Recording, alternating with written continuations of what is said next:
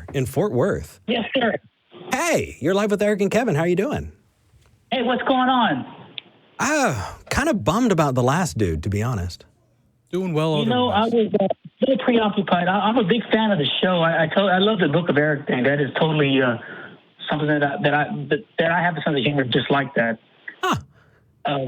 It says you're a religious I caller. would like to see you walk out and have somebody kiss your feet or something, just to be a real a-hole about it. I would I would probably never return. It would freak me out. That would freak me out. No, but just as a joke, like have somebody, like one of your assistants come out there and kiss your feet or something. And, for sure. You say you're not into foot stuff? You know what? I'm friends with the hosts of Secular Sexuality, and they have taught me that your kink is not my kink, but your kink is okay. Foot stuff is not my kink. Yeah, fair enough. Arthur, help me. Yes. Yeah. Get us out of this topic. What are we talking about today? Okay. Here's the thing, dude. I understand why you guys feel the way you do, and frankly, I don't blame you. But the problem is that when I was like about 8 or 9, I saw something. Me and my brother simultaneously saw something, and it would make the world would make more sense if I was just lying about that, But I really did see it, and there's nothing convenient about me saying that I'm a religious person. I'm not trying to convert you to any religion or plant a seed in your mind or anything like that. I'm only telling you this because it's true and it happened. And if I had a magic wand, it wouldn't be to convince you. It would be to convince like a Dawkins, a Krauss, a Neil deGrasse Tyson. Someone more like reputable than us. Yeah, well, no, it's not that. It's just that it kills me that they were alive when this happened. And, I tell this story to other people, and you might think I'm describing an asshole wearing a Halloween mask standing outside my window. If I really thought it was something like that, I wouldn't be thinking about it. And I'm about to be 40 years old. This happened when I was like 8 or 9. And Arthur? Yes, sir. So I might blow your mind here. I might not. Let's see. So are you going to describe something that you would say is a supernatural event? Yes, I would say so. Okay. So the experience that you had, right, what you think you saw, I believe you. Yeah. I actually believe you. If you're calling and saying, hey, this is the experience that I had, I'm actually not going to, I don't think you're lying to me. But what I'm going to ask is, why do you think that happened? What are the likely causes, and how did you determine that it was one cause over another? And so I can believe you, but still kind of disagree on maybe what it was that caused that. Here's the thing, is that the house that it happened in, me and my brother saw the thing at the same time. My cousin Freddie, my cousin Chimmel, my cousin Mickey, we've all had experiences at this house. I believe that these events are, like haunted houses or something, are tied to these locations. Now, I don't know, I didn't see a ghost. I saw, I don't even know what the hell it was, dude. It was like this, something out of a horror, like these two humanoid-looking things that frightening looking, something scary looking, but it hissed at us. And when we looked up at the window, they weren't outside the window. It was like if the window itself became a projector, or like if you had filmed it and projected it onto the window. Mm-hmm. It took a half a second to look at it, but once I looked at it, I got up and ran out of there. And if I saw it today, I would scream like a woman and run out of there. I'd run, and run out of, run away again. Yeah. It was there's nothing good. Now, in my heart, I think that maybe it was because I was acting bad at the moment. Me and my brother were ripping up coloring books, and we were drawing like knives and teddy bears' heads and stuff like that. We were being honorary kids, and this thing hissed at us. And then when we looked up, we saw it, and then we ran out of there. And the thing is that I believe that it may have been God telling me something, like, hey, this is what happens when you act bad. But I don't really know that for sure. I just think that that's my feeling. But what upsets me is that my cousin had an experience that was not as bad as mine. Let's talk about yours really quick, Arthur. Yeah. Okay. So I want to paint a picture for you, and I want you to kind of follow me along for just a minute, okay? Okay. So I want you to imagine a group of scientists going to a remote region of the world where it's reported that there are demon possessions, and that there are also exorcisms, and they want to prove it, and so they pack up their cameras, and they go down to this remote region of the world, and when they get there, they see someone writhing on the ground and yelling and all of that, and they record it, and then when they leave, one of them says, "You know what? Actually, did you see him kind of? It almost looked like he lifted a bit off the ground." And then on the plane, talking about it. Yeah, you know what? Actually, yeah, I did see that. Right? He definitely. By the time they get back home, this person has flown around the room and yelled in 5 different languages. But when they put on the video, none of that stuff happened. And the reason I'm bringing up this example is because I think it's a easy way to show and really kind of understand that our memories are incredibly unreliable. Especially, you're saying something that happened when you were 8? Yeah. And you're 40? And, and I understand that why you would be skeptical, but see, the thing is that my motivation is not to plant a religious seed in you to convert you. I don't think you are, Arthur. But I'm wondering, why it upsets me because go ahead. It doesn't have to be what I say that it is. It's just the fact that it could even be that. It's not convenient for me. It's not like that makes me feel good. I mean, because I'm not exactly living the Christian lifestyle. So I'm in the same boat you are. The only difference between me and you is that I've never made a claim that I had a relationship with Jesus. If I did, I would ask him how to prove it to you, or I'd ask him all the hard questions like why could starve in Africa, all the things that other people don't know. But it's like I'm in the same boat as you, even though I am a believer. But I'm a believer really only because of that. That's the reason why that I call in. I understand my memory could be flawed. I understand why you would think that I wasn't sure what I saw. No, but the thing is that I'm not. I don't think you're not sure. I think that you are absolutely sure of your memory. And that's the thing that I think is probably not warranted. Arthur, so you said you didn't know what it was. So it looked like it was something frightening looking. Like it looked like two. If you was to try to recreate it, you would need Hollywood special effects makeup or something. Mm-hmm. I mean, it was something along those lines. Like it looked. One of them had a really long, big carnival-looking mustache, and the other one looked.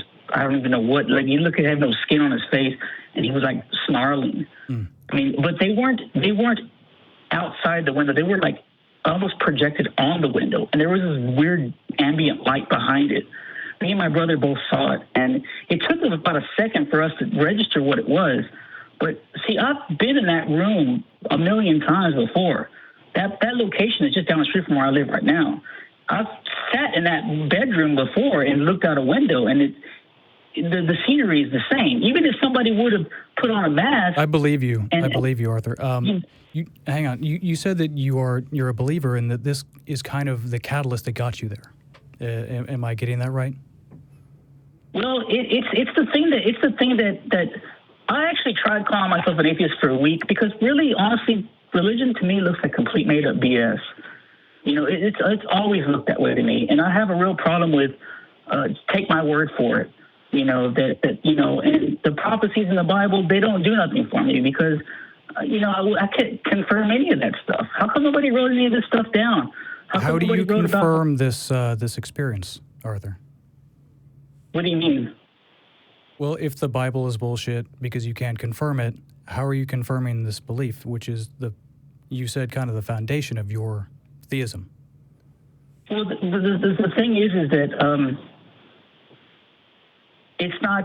What confirms it to me is that it's not convenient. It's not. It would make more sense if I was just lying about it, because the religious people that I've heard on the show use dishonest tactics to try to prove their side of the story. I don't want to convince you guys to become religious. I want you guys to try to tell the scientists, hey, this guy's telling the truth about this. Whether or not God exists or not, something like that is going on as far as, some sort of phenomenon. And see, one thing I wanted to say that is my cousin had an experience, but it wasn't like mine. But his experience was random, like it was real random, and it was more of a traditional.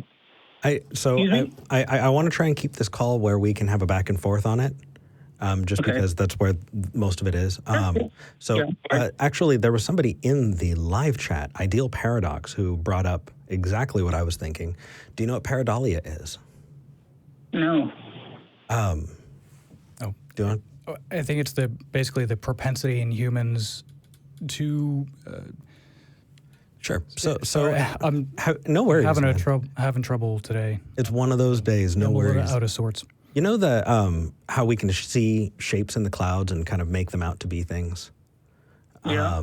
Well, there's actually an evolutionary advantage to it. Just imagine, cavemen, or hunter-gatherers on the savannah who are sitting around the campfire, and one looks up and they see that the shadow of the fire playing across the tall grass looks like a lion, and so he gets up and he runs. Right? What is going to be better?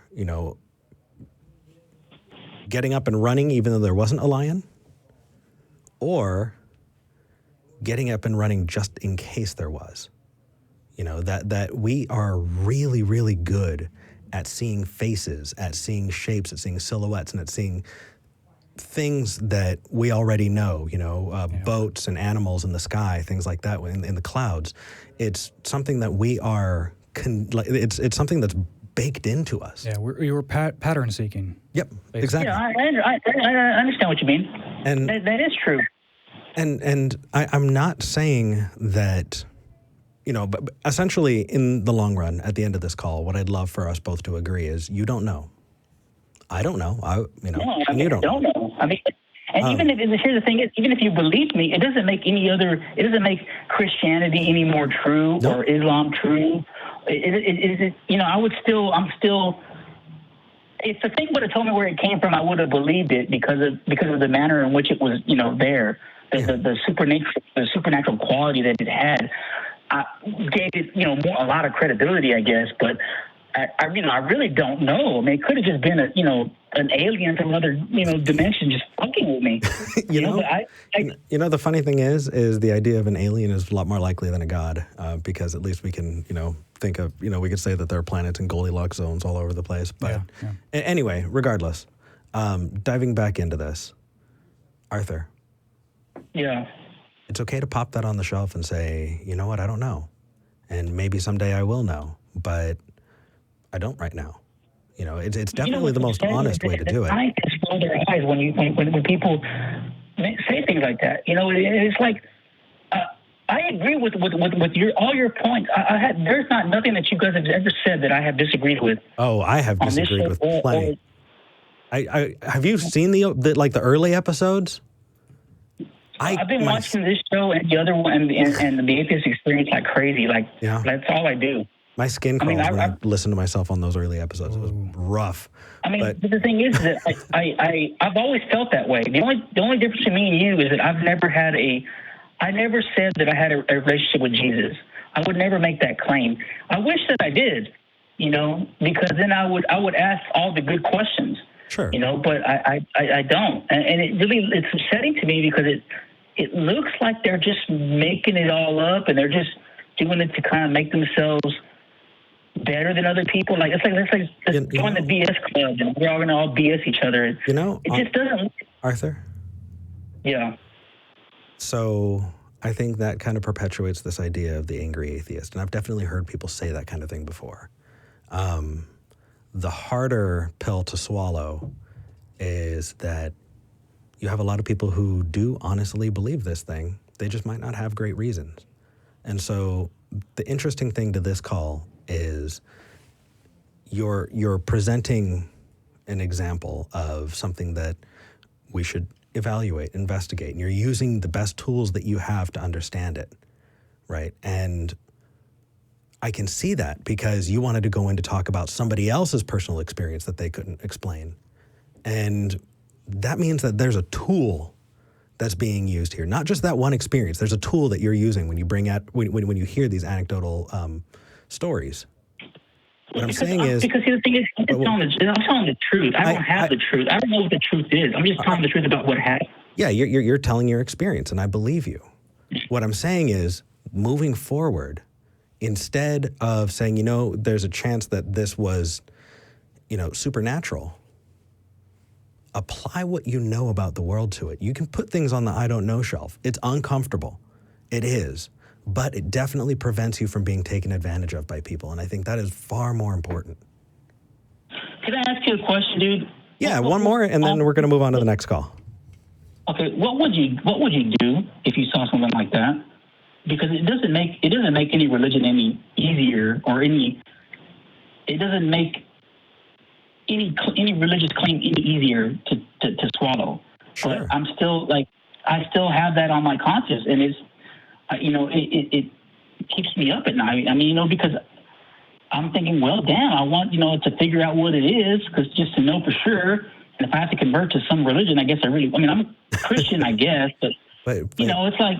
But you don't have to. Dude, I'm not worried about you guys. I'm worried about me, because I know you guys don't believe, and I don't blame you for not believing, but I have a little bit more reason to believe just because I saw that. Why don't you just say I don't know?